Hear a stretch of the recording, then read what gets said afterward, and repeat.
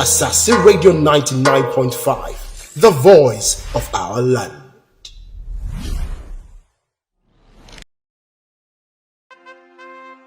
To be a leader in one's field takes a lot of sacrifice, discipline, hard work, and smart thinking. It is a world of legacies that would be kings and queens. They have journeyed through times and seasons, faced challenges and obstacles, and through it all, they have come out stronger and better.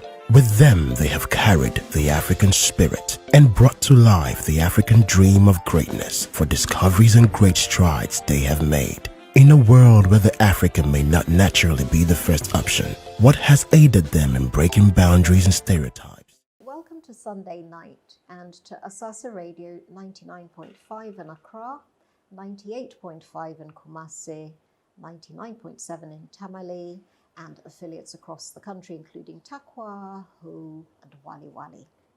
And tonight we have the pleasure of meeting Joyce Quarshie at the Berj Art Gallery here in Laboni in Accra.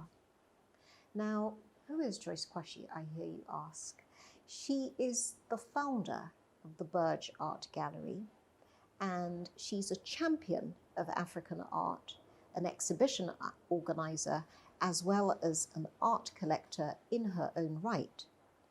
Now, Joyce describes her vision as being to exhibit and champion African or Ghanaian works of art in an environment that enhances their aesthetic and monetary values, as well as promotes the artists.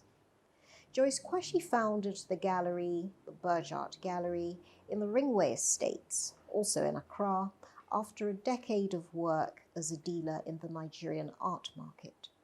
She is one of the first women to have incorporated an art gallery here in Accra at that time. She is a businesswoman, I think you could say, but a businesswoman with an eye for art, for aesthetic pleasure, and at the same time has a keen sense of the commercial value of fine art. So thank you so much, Joyce, for welcoming us to your gallery. And I walked in here and I felt like a kid in a sweet shop. It's such a garden of delights. How long have you been here at this site? This is my third year at this particular site. But you opened up in Ringway in 1991? 96. 96, of course. Yes, You're December coming up 96. to your 25th anniversary. And was that just opening up at home, or did you actually set aside a space to be a gallery in Ringway? No, I rented a space. I rented a space in Ringway to set up the gallery. So this was coming off the back of your experience, as you were saying earlier on, from being a dealer in the Nigerian art market, about which I would like us to talk a little bit later on. Okay. But back to first principles, because, you know, some would say this is an unusual choice for, you know, a nice middle class, if not upper class Ghanaian woman who has seen a bit of the world. You have this love for art. Where did the love for art come from? Was it something from childhood? Yes. I think it's an inborn thing, you know, I'll say, like artists themselves. You know, some of them are born artists. From my childhood, used to love it. My cousin used to paint, and he used to spend most of his holidays with us, Owusu Ankoma. And right. He would be painting, and each time he painted, I said, "Oh, brother, can I have this?" You know. So that's how it all started. So you have one or two original Owusu Ankomas up your sleeve before he became famous. But neither of your parents was an artist. No. So it was just something that you knew around you from maybe cousins, as you said. Owusu Ankoma was he's a very famous painter who does those paintings in black and white, with, you know, abstract outlines of the body, very popular on the European art market. And so did you study art at school then? I did general arts, you know, like everybody else. And I didn't even like drawing. I loved it, but I couldn't draw very well, so I didn't like the arts class, you know. Right. You weren't one of these people who was a natural draftsman Yeah. who just took to, but you pursued your love of art, like Yes. through those years when you were in secondary school. Yes. How did you appreciate art other than the art that, say, your cousin was producing? Okay. Later on in life, around early 80s, that's when I started buying art. And a friend visited me and said, oh, there's an artist who lives next door to him, if I would like to see his work. So I followed him, and it was the late Bartimus. So I went there, but I saw him painting, and I expressed my love for what he was doing. So he brought out 2 pieces, which he had finished. And then I just purchased them, and he was surprised, you know. Very So, unusual for yes. a young Ghanaian woman, and you just felt the need to collect art. What gave you that idea? I don't know, I that- just loved the art, what he was doing. And I said, can I buy it? He said, yeah, of course. So there was one particular one he was doing, and he said he will finish that maybe next week. I said, okay, I'll come around. So I went back and bought that piece. And he said, young lady, what are you going to do with this? Because I haven't come across any young Ghanaian buying art. I said, well, I don't know, I just love it. So that's how I started. I started with Bartimus works. So if this was something that was innate almost, a natural drive that you had to Yes. try to acquire these things because you found them beautiful, so you wanted them around you, and Yeah. if you had to buy them to have them around you, then you would do that. You then went on to get this very deep experience of working. I mean, anybody would find the idea of going to Nigeria challenging in any circumstances. But at the time that you did this, this was extraordinary because this was in the early 90s. Yes. You moved to Nigeria for reasons of family, presumably, and you didn't go there for a job of work. Not really, no. No, you moved for reasons of family, and you then decided, having moved to Lagos, Yeah. that you would set up in the Nigerian art market. Extraordinary idea. What did you set out to do in the Nigerian art market in the early 90s? Well, I didn't have a space for it, but I contacted about 2 galleries whom I discussed with that I have Ghanaian art, that if they will be interested, you know. So then I was buying works from here and taking them there to sell. There were actually three galleries. There was one that was Something Special and My Dream Gallery. And the third one, I did a lot of business with her, but I can't remember the name of her gallery. It was at Ikoyi Hotel. Yes. Good spot to be. So I went there, asked for the owner of the gallery, and the assistant told me, oh, she doesn't come here all the time, some afternoons. So she took my number then and then gave it to her, and I took her number. And that was how we started off. So this was a completely organic beginning to the business. It's not like you went to art school, No. you trained in art dealership, you trained as a curator, but you just had the love of art. From here in Ghana, how did you set about, if you like, forming these relationships with the artists? Because to give you their works to go and sell in Nigeria, there must have been a certain amount of trust there already. Well, yeah. That they could give you their work and that you would promise to present it to the market and try and get the best value you could for the work. So how had you formed those networks here? Well, I think they knew that Nigerian market was bigger, you know. Like Victor Butler, he was one of the people I started with. Okay. Victor, and then Professor Blady Glover. Yeah, so I told them, I said, look, I have a market for these works, so I can go sell them.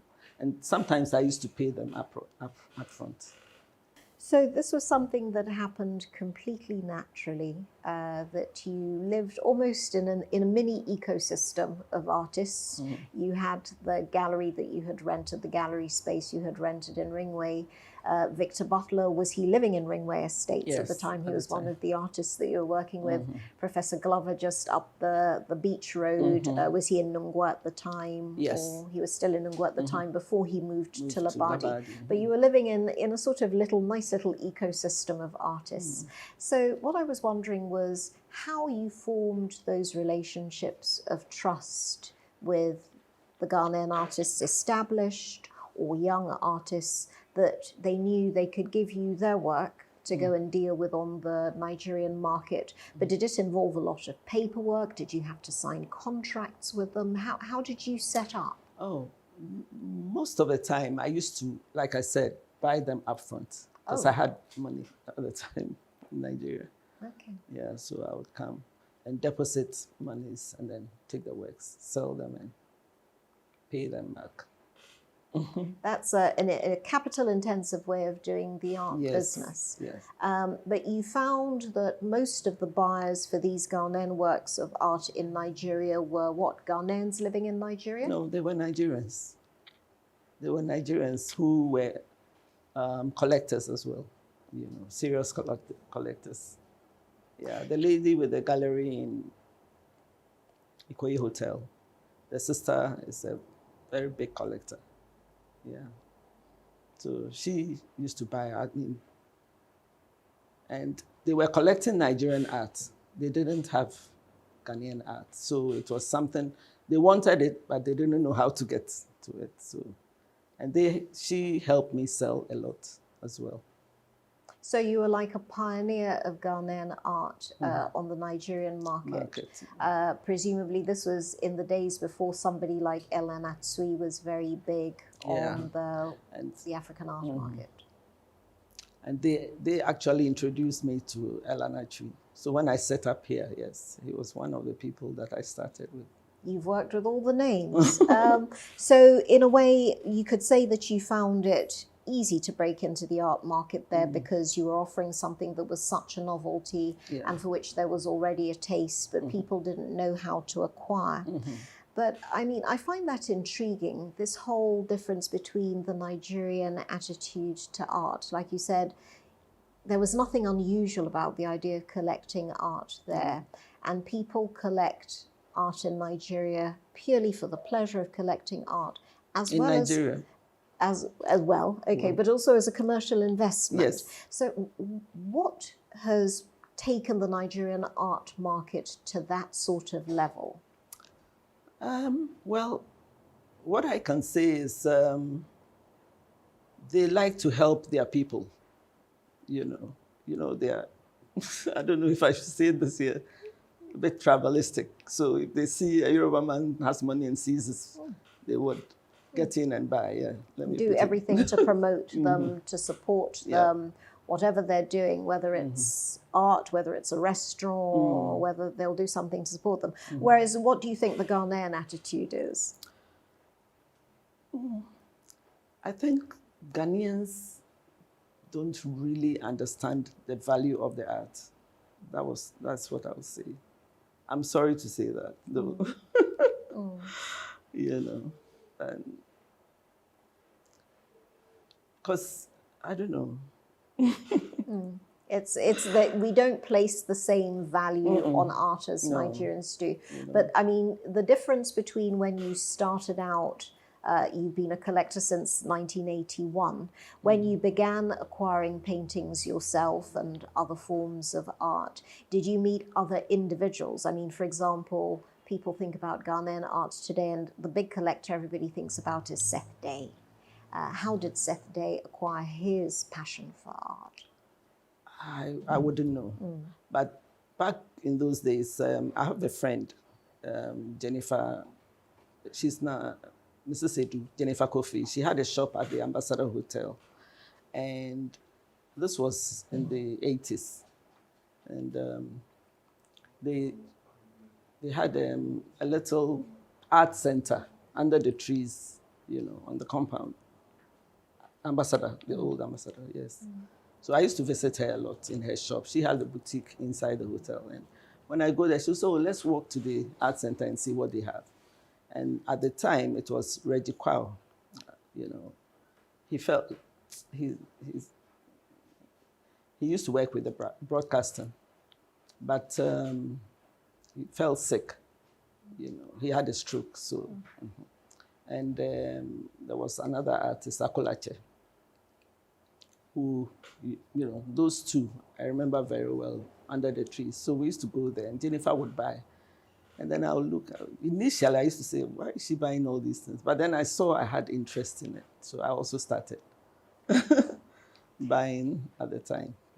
So it's a kind of thing where you educate your eye. You might not necessarily be grabbed at it by it the first time you see it, but the more exposed you are to it, the more you begin to look at it in a different way and see the value in it.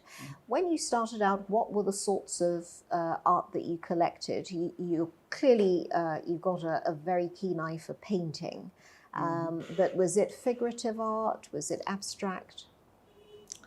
I think I was doing, well, semi-abstract and then figurative ones. I think, you know, it's just a matter of seeing the art, and if it kicks me, I just go ahead and buy. It's purely a gut instinct and a gut reaction. But you must have, as you said, refined your taste through time.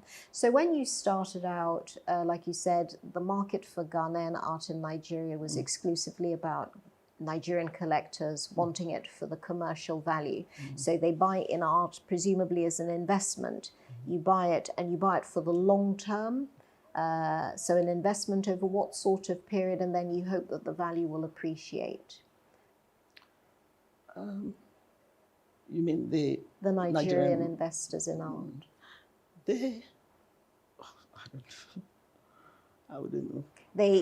Would they keep something for life, or would they be looking to acquire art and maybe sell it on during? Well, at the time, the people I was dealing with, I think they bought to keep. But now they know that, you know, it's a market thing. They can market it. So they send most of the works. They participate in auctions now, the Nigerian market, or collectors. And they bring them out and sell at auctions, you know.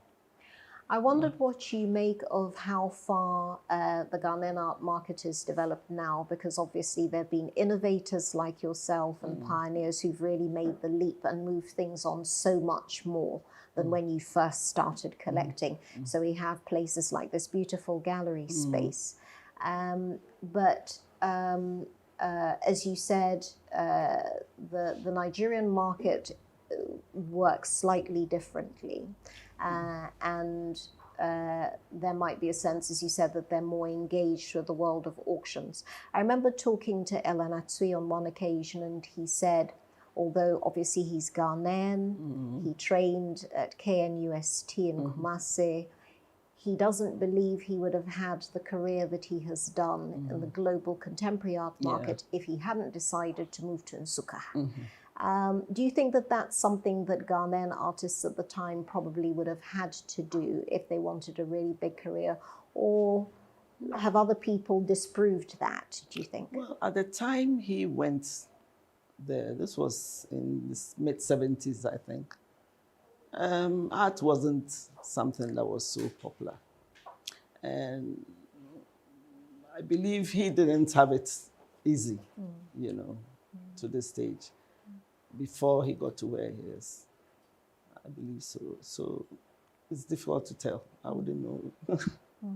But he is now, you know, commanding record prices on the international contemporary African art market. I mean, I think he holds the world record for the most valuable single work of art by any contemporary African artist. Some amazing sales figures he's clocked up at Bonhams. Other people may have suggested that another thing that is lacking in Ghana, even now where we've got spaces like this, we've got new spaces opening up all the time, we've got places like the Nubuke Foundation, that what Ghana lacks is the kind of complete ecosystem that you need to really kind of have all the bits of the art market going. So this, out of interest, was Udil TV at the Berj Art Gallery. And she said she has to invest in every single bit of the chain, from art education, from the primary school level all the way through to workshops for artisans. You know, she does weaving workshops in the north, to putting on the exhibitions, as you do here in the gallery, to even workshops on things like marketing skills for the artists, in order to really kind of get them to the stage where they operate in even the contemporary African art market on a par with, say, artists in South Africa or artists in Nigeria. Would you agree with that, or do you think that's a bit of a harsh assessment? Well, I don't know what she's doing, and I don't think I want to get into that. But another thing that you could say is that you exhibit some very unusual types of art here. I mean, I was looking at the young Togolese artist who's showing there in the corner, Andre Daniel, who I believe you have an exhibition coming up with later this month. Very young guy, 21. How did you discover him? Andre's mom used to be my nanny. Yeah, he took care of my children when they were young. So that was about 20 years ago. And she had just had Andre. And eventually, you know, I think he was, like they say, he was a bit slow in school. So, and they saw him drawing. So the mom, I think, took him somewhere to learn how to paint. So she had left me at the time. And when she called me one day, because she knew I had a gallery, when she came to take care of my kids. So she called me and said, oh, the little boy paints. So I said, oh, I would like to see what he's been doing. So they sent me pictures of some of the works. And I looked and I saw, you know, this is somebody I can encourage. So I asked him to come. And that was how he came. But it's an extraordinary painting that's showing in the corner there, because it's one of these things that I love about the new kind of art. It's sort of a textured surface, so it's not just the paint on the surface. I said there's a banku stick in there. That's the thing that does it for me. And there's rope over the banku stick. So it's sort of a multi-layered painting. It's almost like a sculptural painting. It's very much everything that, say, people in Western countries would regard as the style of contemporary art, mixed media, experimenting with style and form. Do you find a lot of that now in Ghana, that Ghanaian artists are more willing to take those risks? Well, there are one or two. I know Akolache does the mixed media, but the Togolese do that a lot. Like this Aiva, this guy, you know. That's the painting next to Andre Daniel's, where you have almost, it looks like a piece of leather. He paints with jeans. With jeans, yes. What do they call? Second-hand clothing, At the time, he said you couldn't get canvas in Togo, you know, after the war. So he took to that. And so that's what he uses.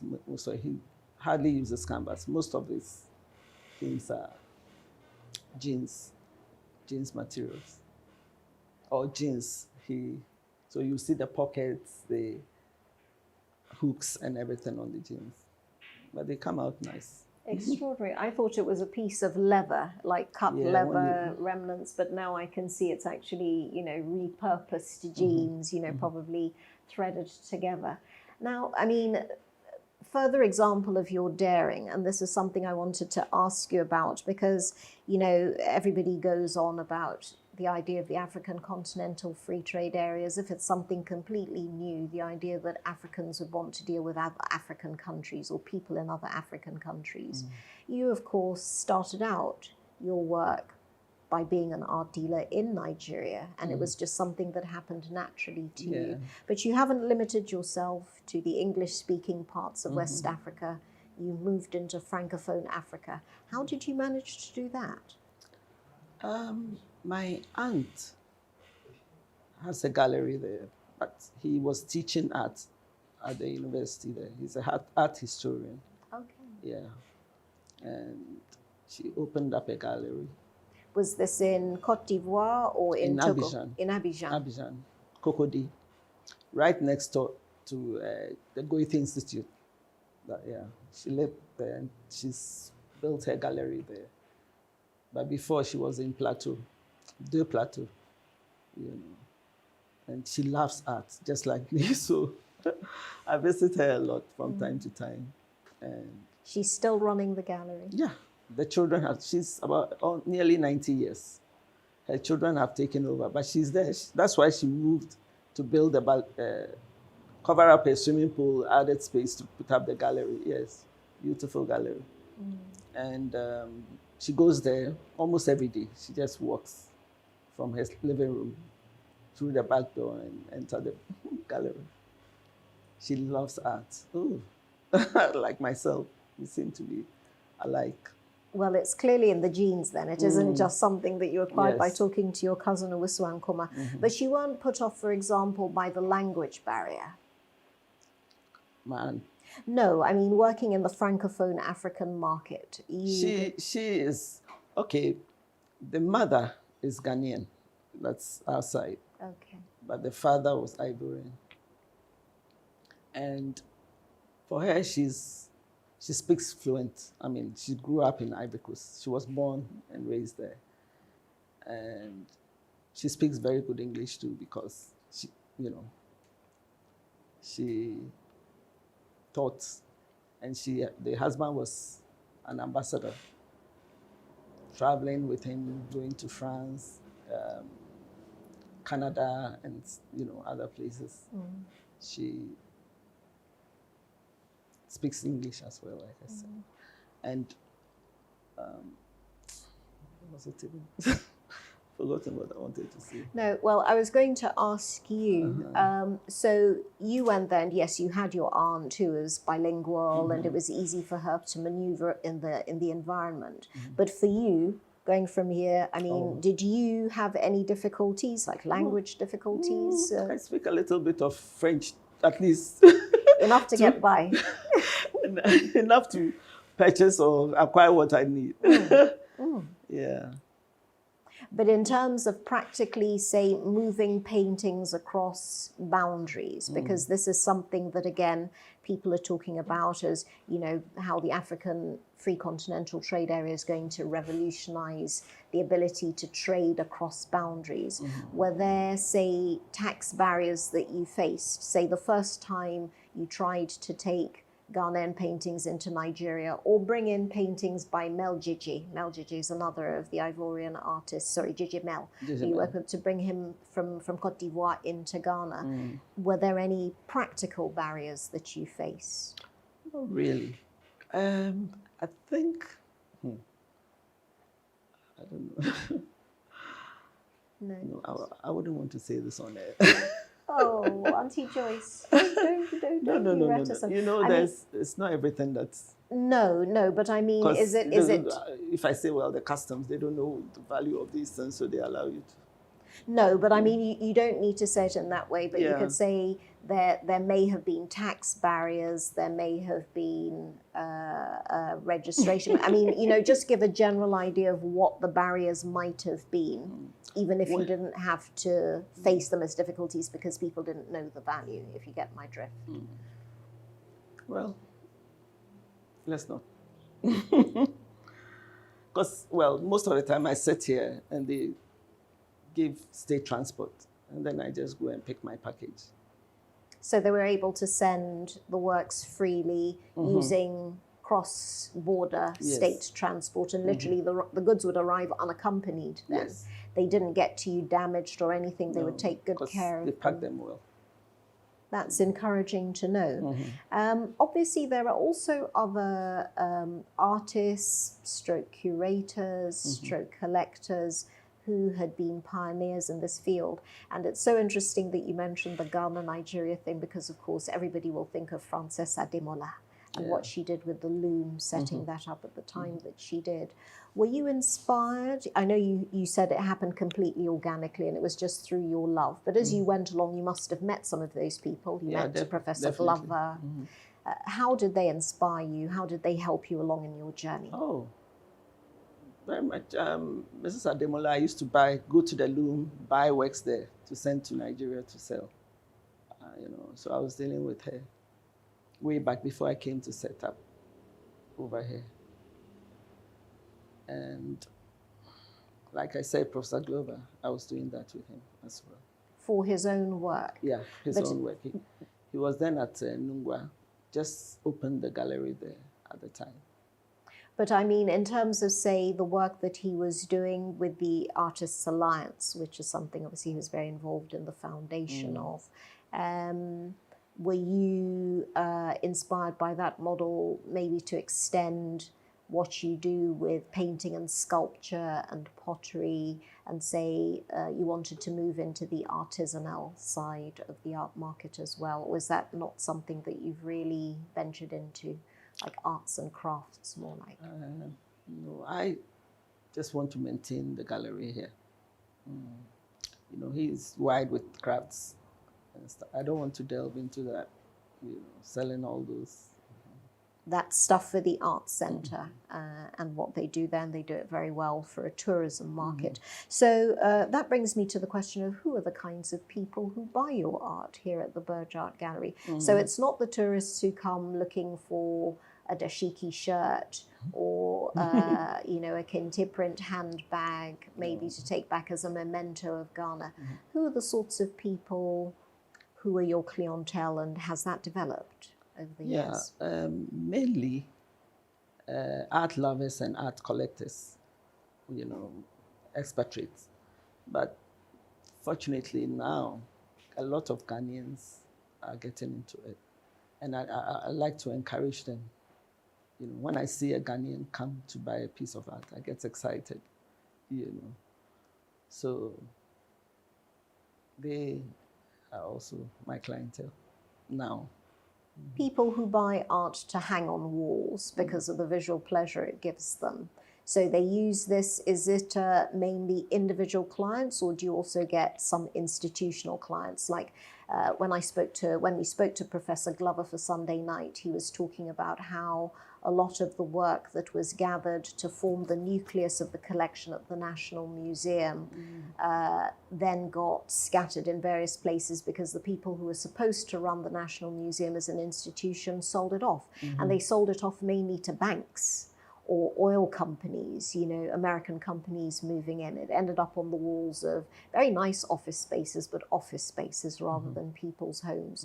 Do you also deal with institutional clients, or do you prefer dealing with individuals? No, I'm open to deal with any one collecting. The SIC building on the Ring Road, when they moved to their head office, I had the privilege of supplying them with art. They bought over 100 pieces of art and then a few sculptures. And there have been other institutions as well.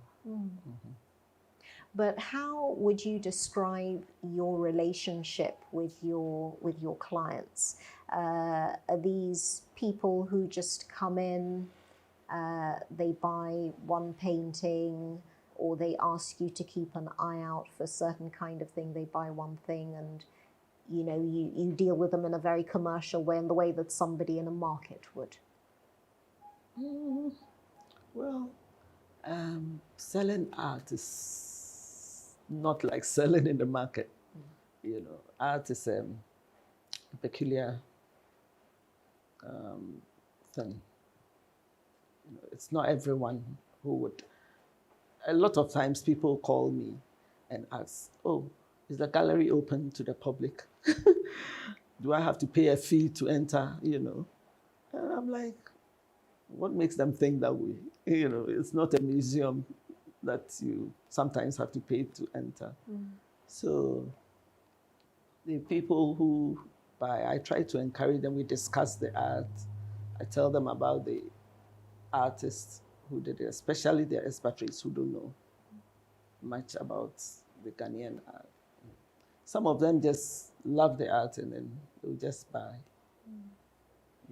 But some of them would want to know more about the background of the artist.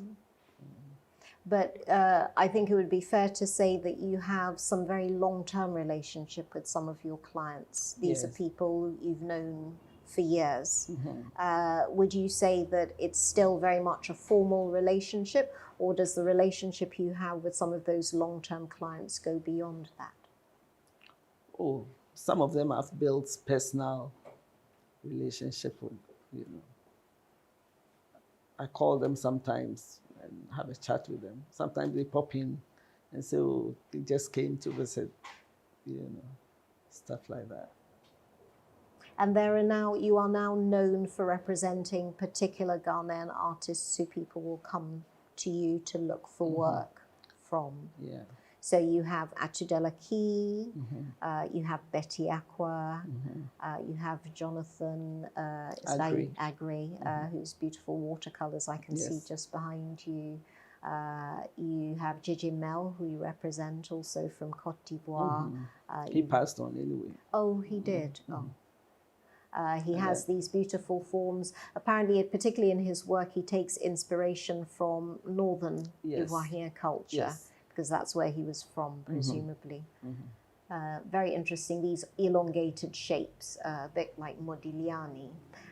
You have Andre Daniel we'd spoken about before. That's Salabanabe. Salabanabe. I started with him from my old place. From Ringway Estates, and he's still with you. Well, that also speaks to the artist's faith in you to represent their interests and represent them well. But you have carried on doing this in a very organic way, purely out of your love of things.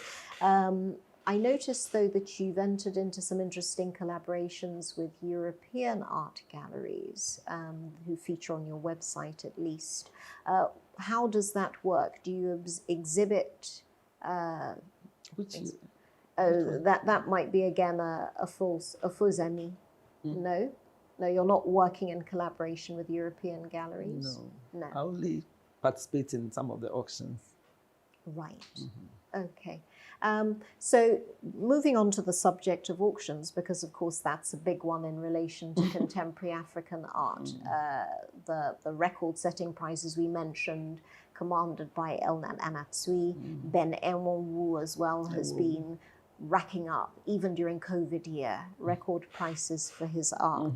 Do you think that passion that seems to be emerging on the international art markets for contemporary African art is something that is the subject of a fashion, or is it something that you believe is, again, a genuinely self-sustaining thing? It comes from a natural ecosystem. Well, yeah. I think it's self-sustaining.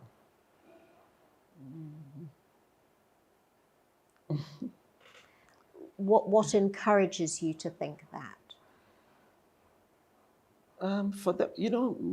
Most of the works that you see there are from Nigeria or Nigerian collectors, and most of the people who buy too are Nigerians. So it's all Africans participating and investing in their own. But there's also the thing of, we mentioned Nana Yaa, Professor Glover also has some representation. The October Gallery represents both him and Nana Yaa. People like Owusu Ankoma, who's also very big in Germany. There are the Central African artist Sheri Samba. Of course, post the end of apartheid, there are all the South African artists, Jackson Hungwani, a host of names in all sorts of media, photography, painting, sculpture, across the board. I mean, I say this having worked on Africa 95 in England as a big breakthrough for African art and culture just after the 94 all-race elections in South Africa. And the huge flush of enthusiasm, people who seem to be discovering Africa for the first time, despite the links between Britain and a lot of the places that this art and culture was coming from. So, I mean, I wondered what you make of that and the way it's working, because there are some extraordinary sums of money that are being commanded at the moment, not even for physical works of art, like the kind you show here in the gallery, but digital works of art. So I was talking with your assistant earlier about non-fungible tokens, NFTs, and the whole, you know, that whole thing that's developing around that. Do you have any interest in moving into digital art, or is that not one of the things that stimulates you? The digital art, I don't, you know, I haven't, or I don't really understand it. So I don't want to delve into it now, you know. I hear them talk about it.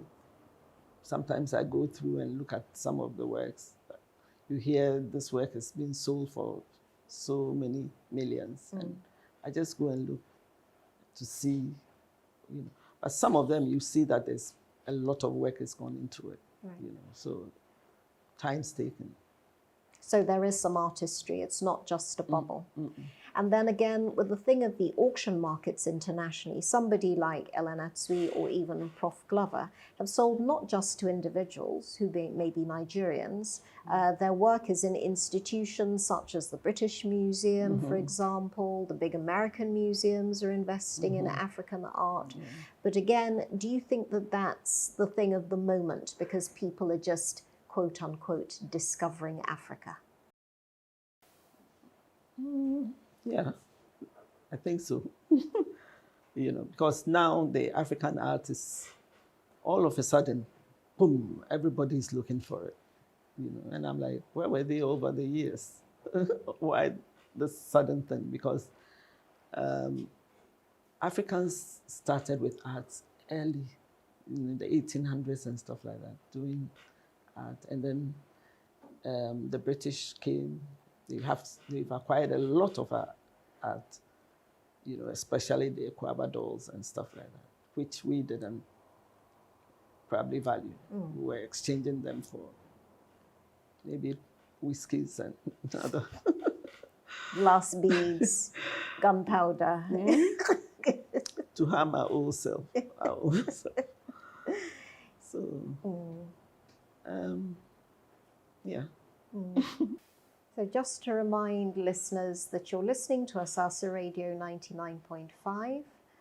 Those of you watching us on Facebook as well, I hope you're getting some sense of the sheer beauty of some of the works here at the Berj Art Gallery, owned by Joyce Quarshie, the owner and founder of this gallery, who has very kindly allowed us to come and talk to her about her own journey in Ghanaian art, African art, starting in 1981, at a time when most people were not even thinking of the idea, and being one of the premier collectors and champions now of African art here in Accra.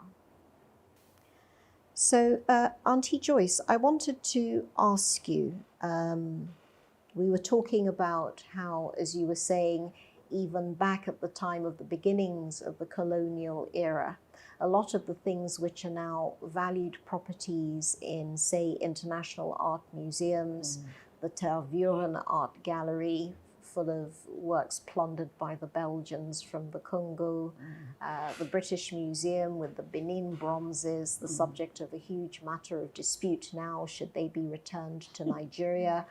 Our golden stool seized at one point in time, Kwaba dolls.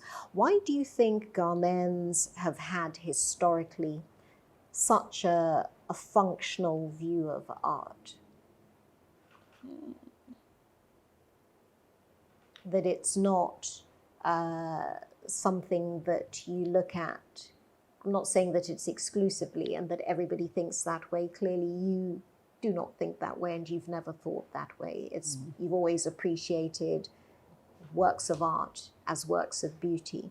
But for a lot of people, for example, weaving, I remember my mother's reaction during Africa 95 when there was a big exhibition of fabric, African fabrics, at the Barbican Art Museum. And in there was an example of very old Jiniasa kente. Okay. The acme of the Bonre weaver's art. Beautiful stuff, but very old. From a collection held somewhere in the West. There were also Asafa flags. The biggest single collection of Asafa flags was owned by a man in West London called Peter Adler.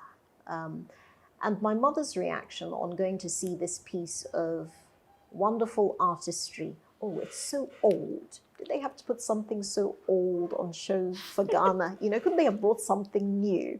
And then little by little, as she walked around the gallery and she saw more and more examples of fabrics from other parts of the continent and began to get into the feeling of the exhibition, then she returned to the kente, and then it was, okay, so it is a beautiful piece of art. So what do you think is behind this Ghanaian reaction, which is always, if it's not new, and preferably if it has a Western label attached to it, we're not particularly interested in it?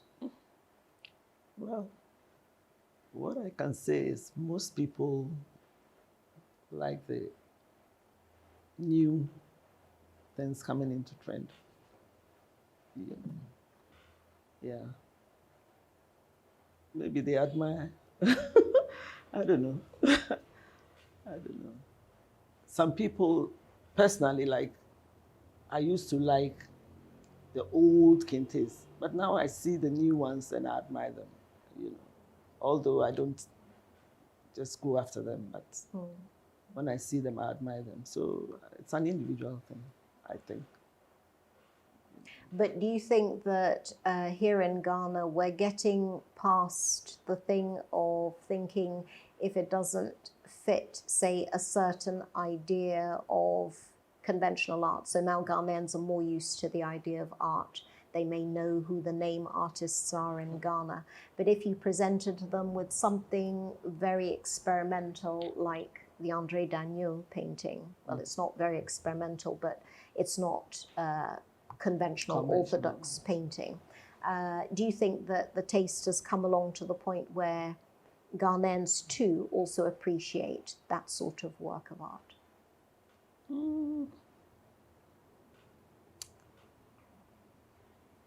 It depends, you know. His works are like abstracts, and some people just, it depends on the individual coming in to acquire.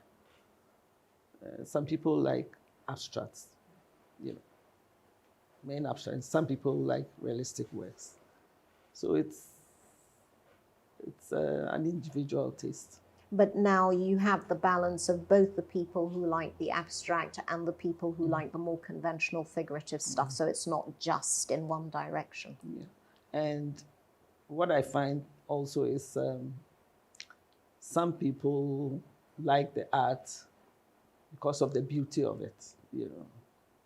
They admire it and they go for it. Whether it's, you see people who like abstracts, but they come across. There's an Ivorian, but I don't have any of his works now, you know. And he paints these fat women.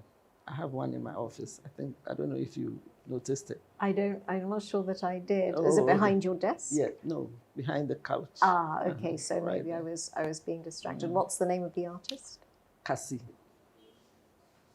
Augustine Cassie. He even trained this big artist in Abu Dhabi. Is it? Abu Dhabi. I've forgotten the name. Another Ivorian artist. Yeah. Who has become very, very famous. And his works are selling in millions. You know, he trained him. You know, he does beautiful works, but he has his own style. Which is particularly fat women. Fat You know? women. We must go and have a look at that later. Yes.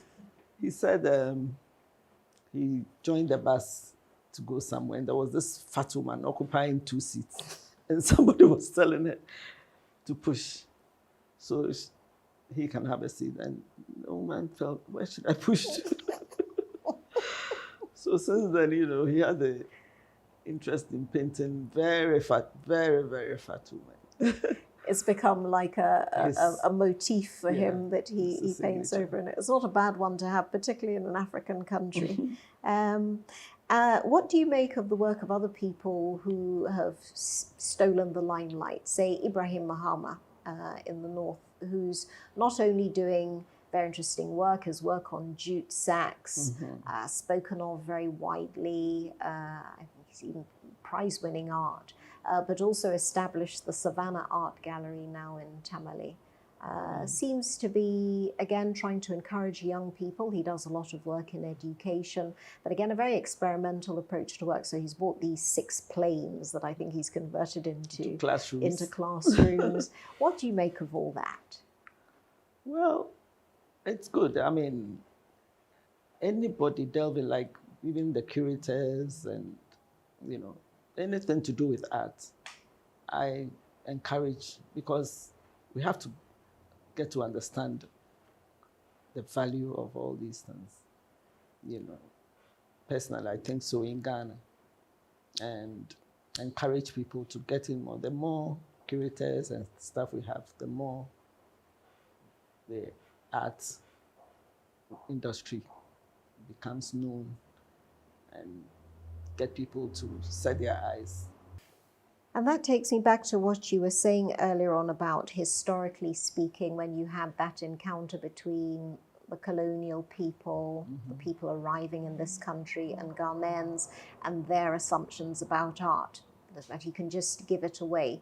You have always insisted on art having a value. Other than artists earning a fair price for what they produce, and presumably being able to make a living out of their own artwork, what do you think are some of the things that we could do a bit more to help foster here in Ghana to create the sort of environment that is friendly to artists? Well, personally, I think more and more Ghanaians should be aware of the value and try to invest in the, It's just like gold, diamonds, or other precious stones that people invest in, Personally, well, gold. But to buy gold, I'd rather buy art, Because I know eventually the value would go up. A very far-reaching and far-seeing approach to the idea of commerce, some would say, because some might find it hard to see that, but I think you clearly saw it right from the start. So, as you said, having opened up in 1996 on your return from Nigeria, this December you come up to your 25th anniversary. A big occasion for all sorts of reasons. There aren't many institutions in Ghana that have survived to their 25th year, let alone an art gallery. So congratulations to you. I wondered what your hopes are for the institution another 25 years on. How would you hope it would have evolved? Well,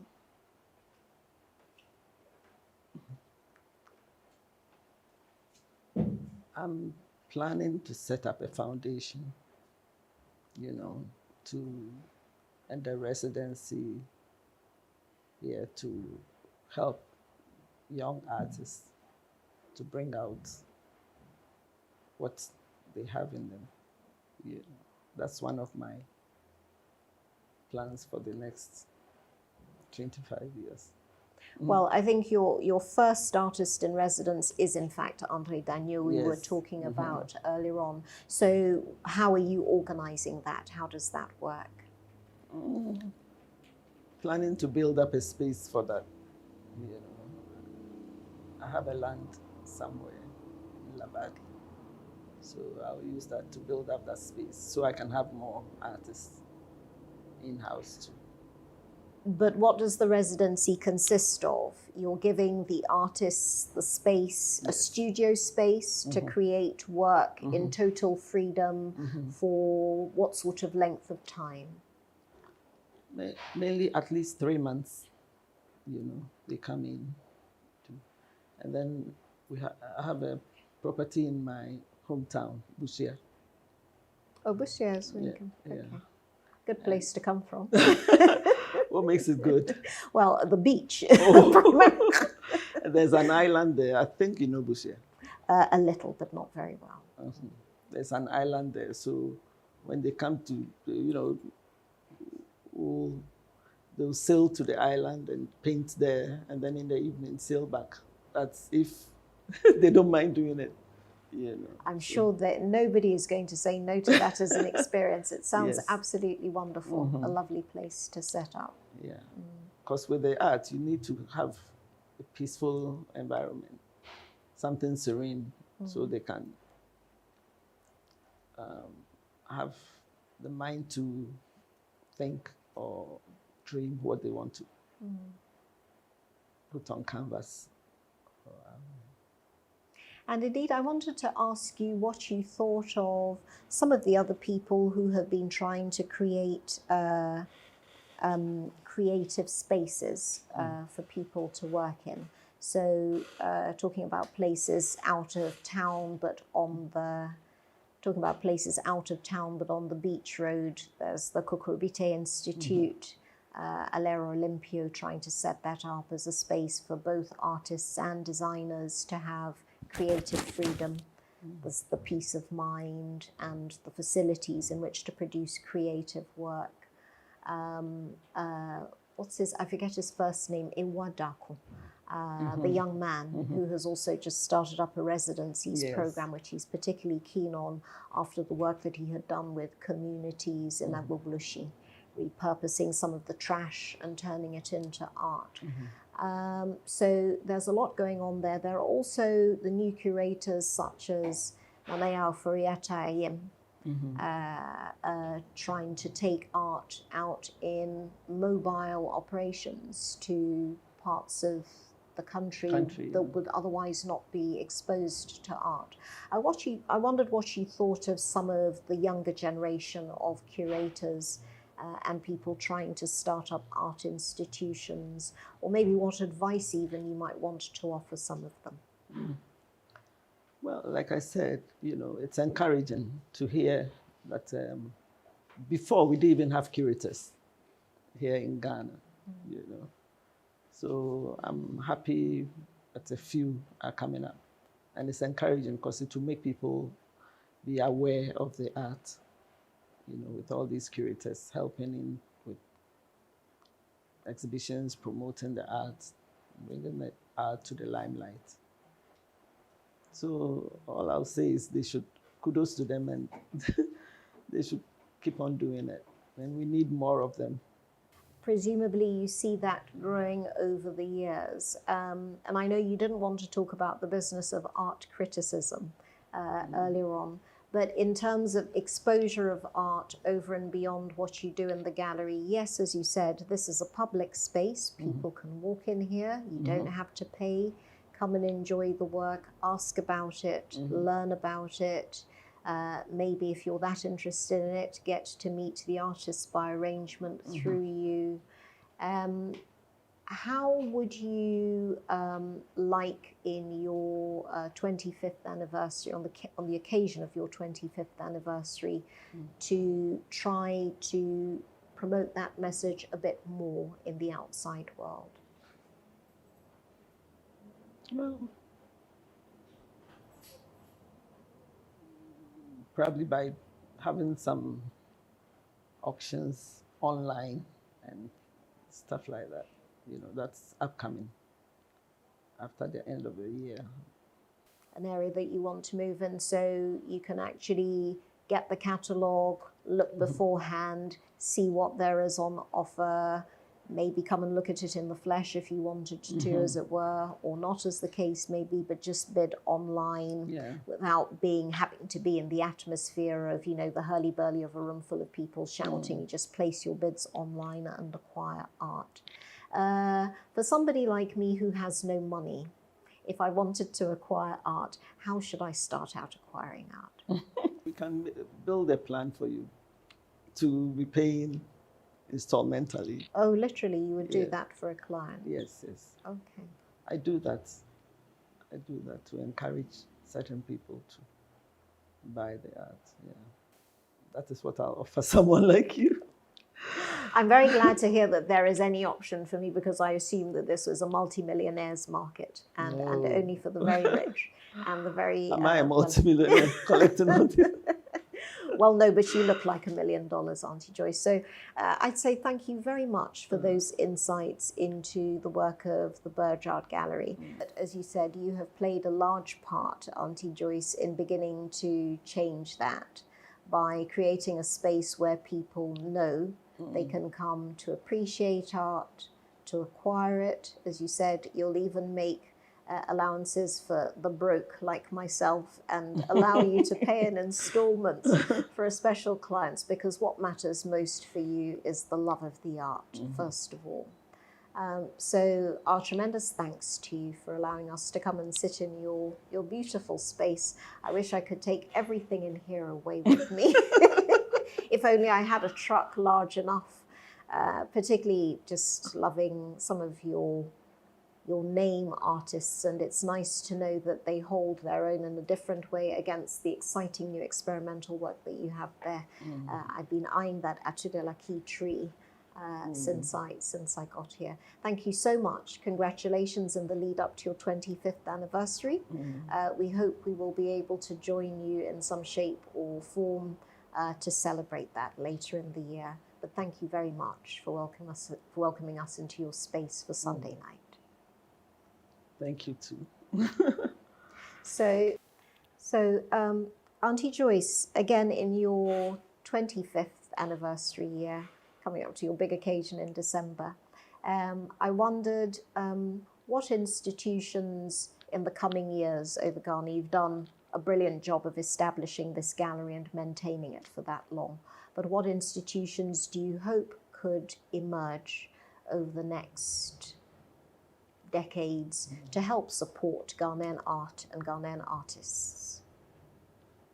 Well, I think to set up maybe a couple of museums. One here in Accra, and probably maybe Cape Coast, Takoradi side, then the north. But I think Ibrahim has done something like that, or is working towards that.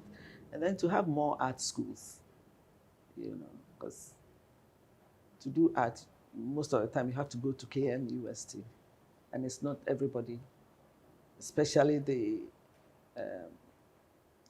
senior high school students. It's not every one of them who can afford to go all the way there. So if there are schools set up, the government can even do something else here. It doesn't have to be just private individuals. If government sets in, it will encourage parents to set, because, our mentality, they think government things are affordable. Government institutions are more affordable. So if they can set up something here and towards, like I said, the Western region side. That's where I'm from, so I'm promoting. You have the Buswa bias here. That's what. It seems like a big ask of the state, though, if you don't mind my saying. So I don't know if you heard recently about Paul Ninson, who's a fellow who he's a photographer.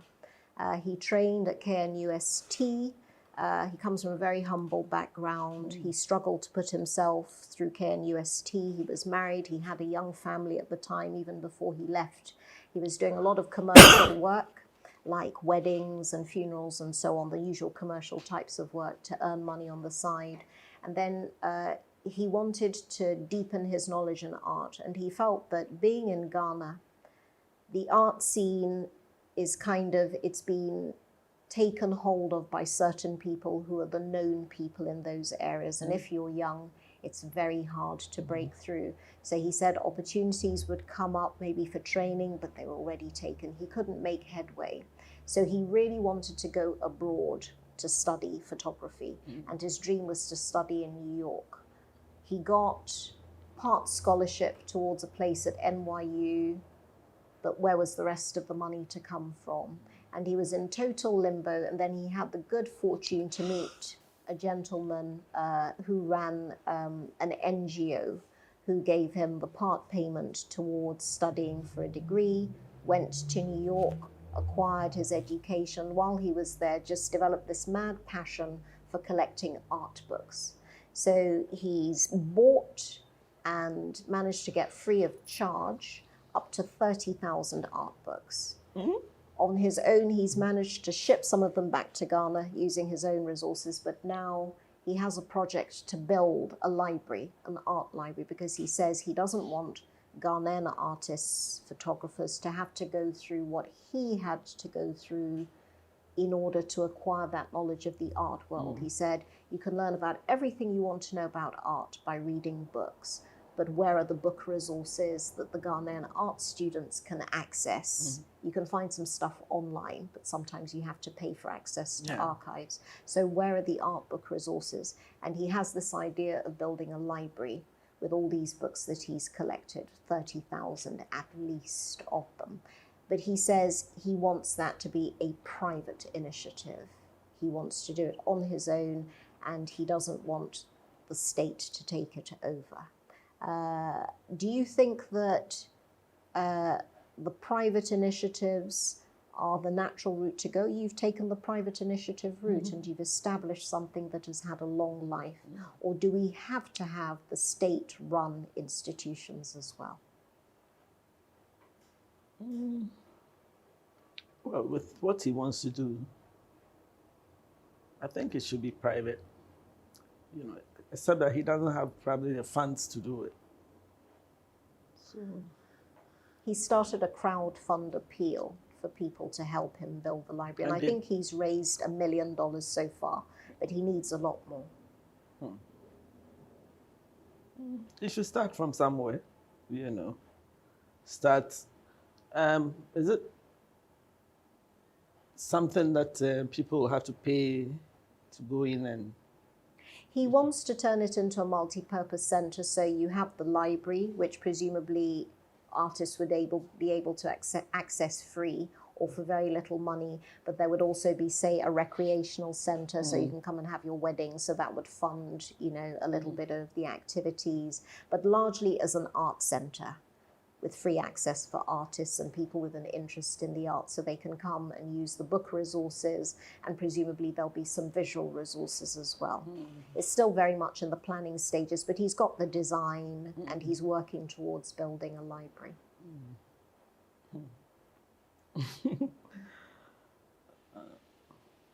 Should that be a state-run institution?